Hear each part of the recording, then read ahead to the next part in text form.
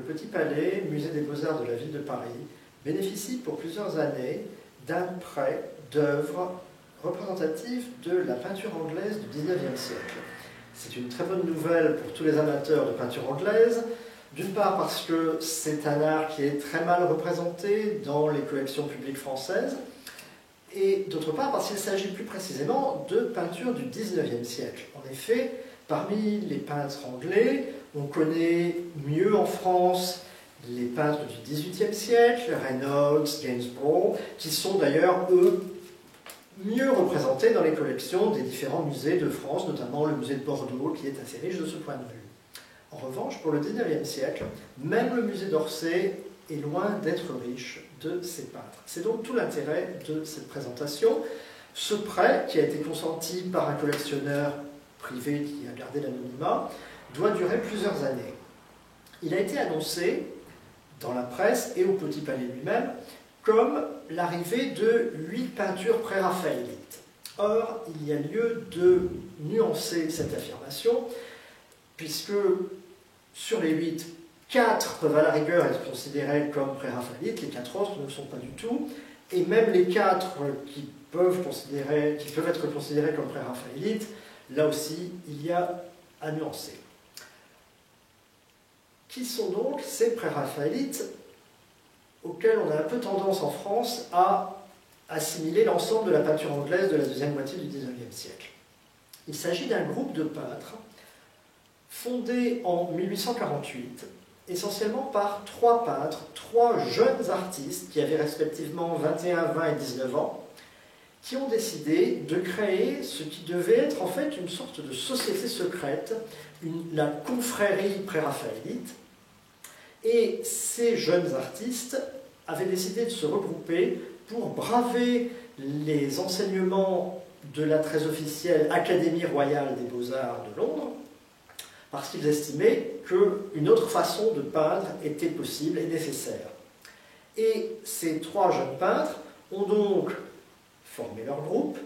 Ils s'appelaient respectivement William Holman Hunt, c'était le plus âgé des 3, Dante Gabriel Rossetti, qui a un nom un peu italien parce qu'il était le fils d'immigrés italiens mais était lui-même né à Londres, et enfin le dernier, John Everett Millais, Millais M-I-2-L-A-I-S, nom qui peut parfaitement sonner français parce qu'il avait des ancêtres originaires des îles anglo-normandes. Ces 3 artistes, entourés de quelques amis, sculpteurs, critiques, ont donc formé leur confrérie et dès l'année suivante, ils ont présenté les premières œuvres de leur groupe lors des salons annuels à Londres. Leurs œuvres ont été plutôt mal reçues parce que, précisément, elles ne respectaient pas les critères et les attentes du public. Ces œuvres avaient plusieurs orientations qui permettent d'identifier plus précisément le groupe pré-raphaélite. D'une part, l'inspiration poétique, ce qui n'est pas forcément très original, car beaucoup d'autres artistes anglais s'inspiraient d'œuvres de poètes pour leur sujet de tableau, mais les pré-raphaélites s'intéressaient à la fois aux peintres romantiques, c'est une œuvre de Keats qui avait poussé Rossetti à s'intéresser à Hunt, et ils vont aussi chercher leur inspiration dans des œuvres plus anciennes, Shakespeare, là aussi rien de forcément très original, mais aussi, un peu plus personnel, les poètes du Moyen-Âge italien, Rossetti en étant le traducteur par exemple. Et donc, à partir de ces sujets, il y a également une autre tendance qui s'affirme chez les peintres pré-raphaélites, qui est l'inspiration religieuse. Et là, ils ont très tôt l'intention de renouveler la façon dont les sujets classiques religieux sont représentés. Et ce qui fera scandale, c'est notamment les modèles qu'ils choisiront pour représenter les personnages bibliques. Dickens a été outré lorsqu'il a vu un tableau de Millais qui représentait le Christ enfant chez ses parents, où la Vierge était rousse, et Dickens a trouvé que c'était absolument affreux, que ce personnage semblait sorti d'un cabaret irlandais et avait l'air d'une ivrogne. Rossetti a fait la même chose avec une Vierge également rousse pour une annonciation, donc ça c'est l'inspiration religieuse. Et il y a enfin un troisième élément, qui est la minutie extrême avec laquelle ils choisissent de représenter la réalité, minutie qui s'inspire des peintres alors appelés primitifs, primitifs italiens, mais aussi primitifs flamands.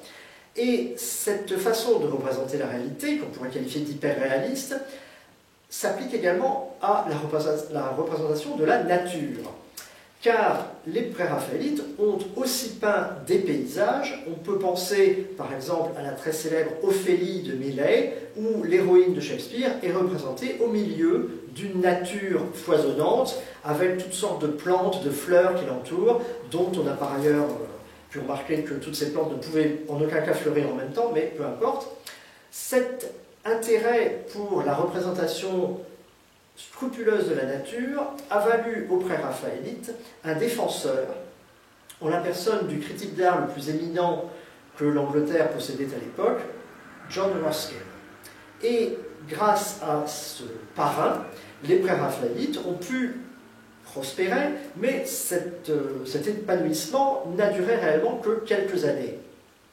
À cause de la minutie extrême de leur peinture, les préraphaélites produisaient en effet très peu de toiles, et certains d'entre eux se sont rendus compte que cette façon de peindre risquait de leur coûter cher, car elle les empêchait de multiplier les peintures et donc limiter forcément leurs gains financiers. Le premier à avoir pris conscience de ce problème, c'est Millais, qui très vite, en tout cas le premier du groupe, à peine une dizaine d'années après la formation de la confrérie en 1848, a renoncé à la plupart de ses idéaux et s'est mis à peindre de façon beaucoup plus rapide, ce qui lui permettait évidemment de gagner plus d'argent, en produisant davantage de peintures, et notamment qui s'est mis à produire énormément de portraits pour répondre à des commandes.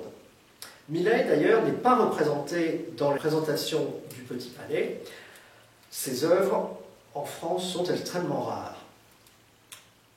En revanche, les deux autres fondateurs du groupe sont présents au Petit Palais, mais on pourrait dire que les deux toiles qui les représentent ne sont déjà plus vraiment préraphaélites. Pourquoi? Parce que, tout simplement, eux aussi ont changé leurs objectifs, ils ont changé leurs principes, et Hunt, qui était l'un des plus attachés à la représentation de scènes religieuses, est présent ici avec une toile qui porte un titre italien, Il Dolce Far Niente, qui représente une jeune femme à l'opulente chevelure, pas tout à fait rousse, plutôt brune, mais donc une jeune femme oisive, et clairement, cette peinture-là n'avait pour but que de flatter un public masculin épris de beauté féminine.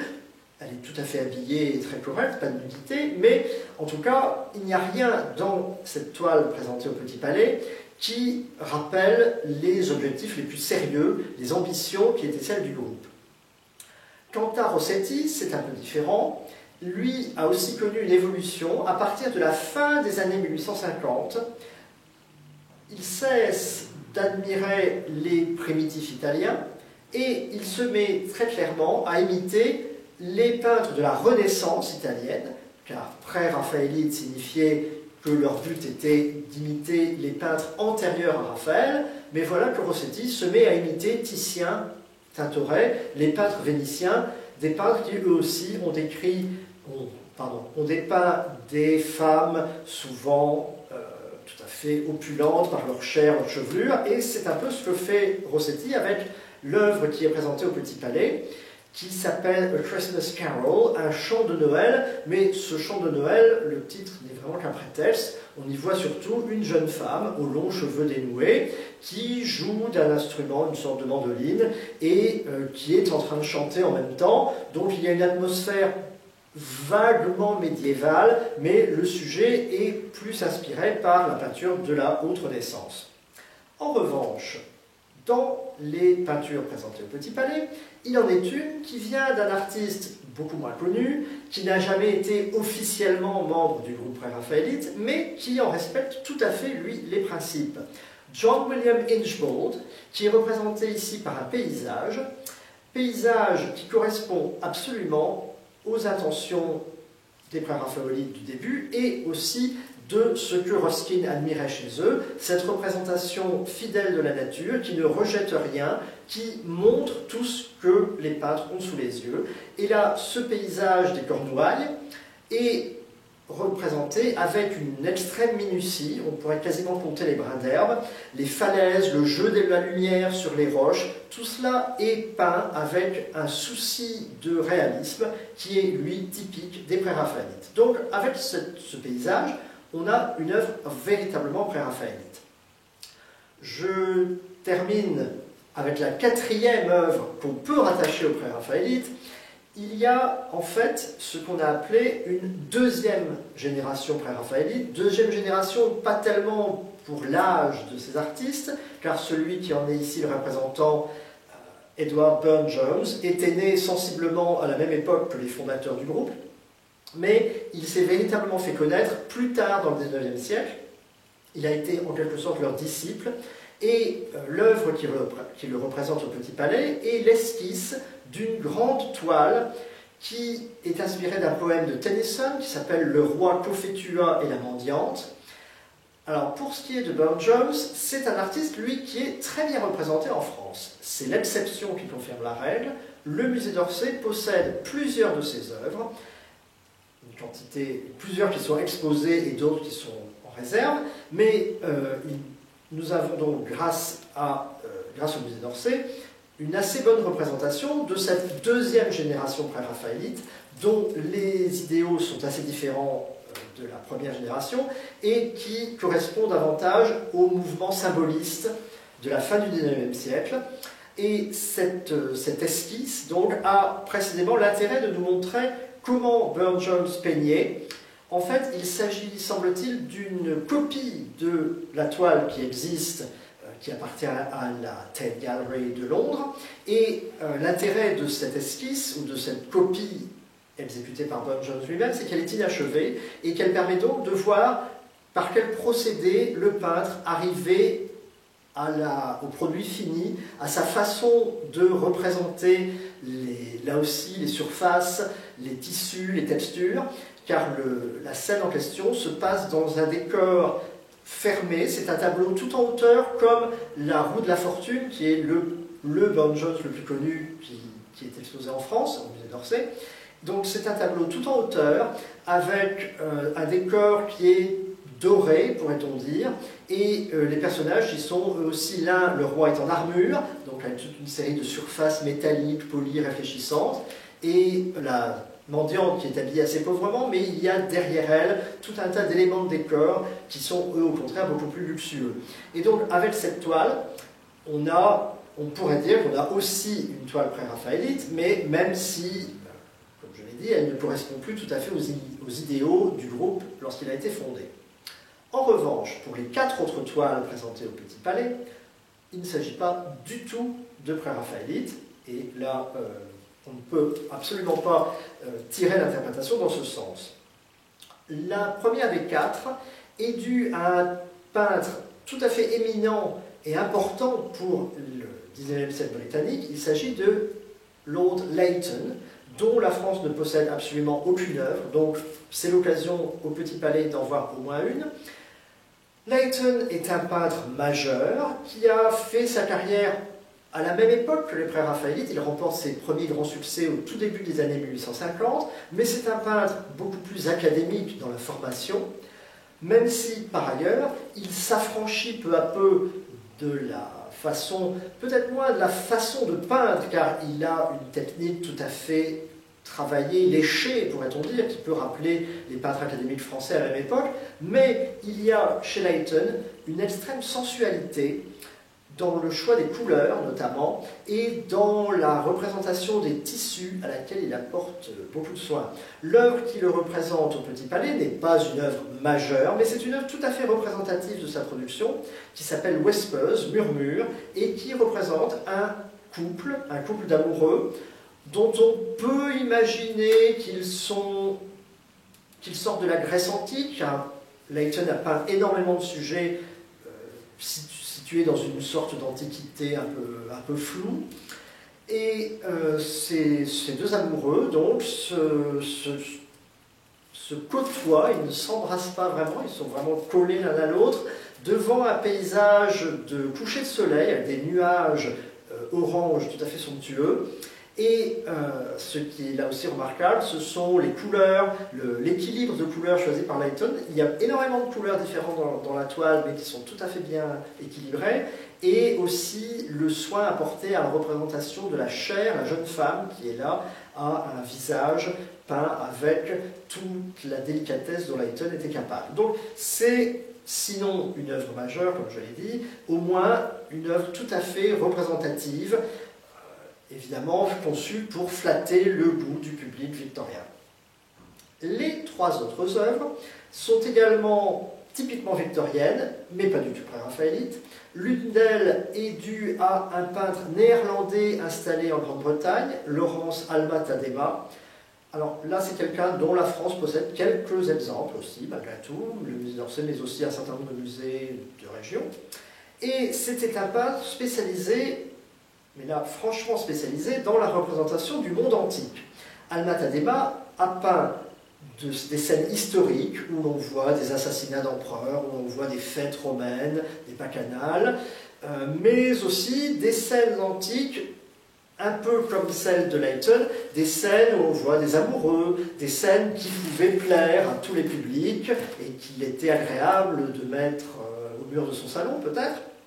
Là, la peinture avec laquelle Alma Tadema est représentée au Petit Palais, c'est une œuvre où on voit deux jeunes femmes qui discutent devant un fond marin. On voit il y a un paysage avec la mer, avec quelques montagnes, et surtout, forcément, pour Alma Tadema, toujours, une colonnade et un sol de marbre, car il était le grand spécialiste de la représentation du marbre sur ses toiles. Il y a aussi un magnifique des fleurs qui occupent tout le premier plan de la toile. Donc on trouve beaucoup d'éléments très typiques de l'œuvre d'Alma Tadema, avec une œuvre, là aussi, conçue pour plaire au public. Les deux dernières œuvres sont d'un peintre qu'on a tendance à rapprocher des pré-raphaélites, mais qui est bien postérieur à eux, qui est né en fait peu après la formation du groupe en 1848. Ce peintre, c'est Waterhouse, qui peint beaucoup de sujets, lui aussi inspirés de la Grèce antique, mais plutôt de la mythologie grecque. Il représente toutes sortes de nymphes, souvent dans un décor plutôt naturel, mais avec une façon de peindre qui n'a rien à voir avec celle des pré-raphaélites. On est très loin de la minutie des Millet et Hunt à leur début. Et Waterhouse est représenté, lui, par deux toiles au Petit Palais. L'une est une scène de la vie quotidienne romaine, donc là on se rapproche un peu d'Alma Tadema, mais avec des personnages moins riches, moins oisifs. Il s'agit de ramasser, on voit un jeune homme qui essaie de rattraper une fleur qui a été perdue dans l'eau par une jeune femme. Et l'autre œuvre de Waterhouse est-elle un peu plus ambitieuse. Déjà, elle a un sujet littéraire, elle s'inspire de Lamia, un poème de Keats, et elle représente une de ces femmes fatales typiques de la peinture de la fin du XIXe siècle, puisque Lamia est en fait une sorte de femme serpent qui se métamorphose, et cette métamorphose est suggérée sur la toile par le fait que la jeune femme que l'on voit, qui a tout à fait un corps parfaitement humain, qui porte une robe un peu à l'antique, a également sur les genoux une sorte de tissu dont le motif représente une peau de serpent. Et c'est ainsi que Waterhouse fait allusion à la double nature de son personnage. Waterhouse qui est connu pour la façon aussi dont il a immortalisé un certain nombre de magiciennes, Circé, Médée, et donc toujours le mythe grec.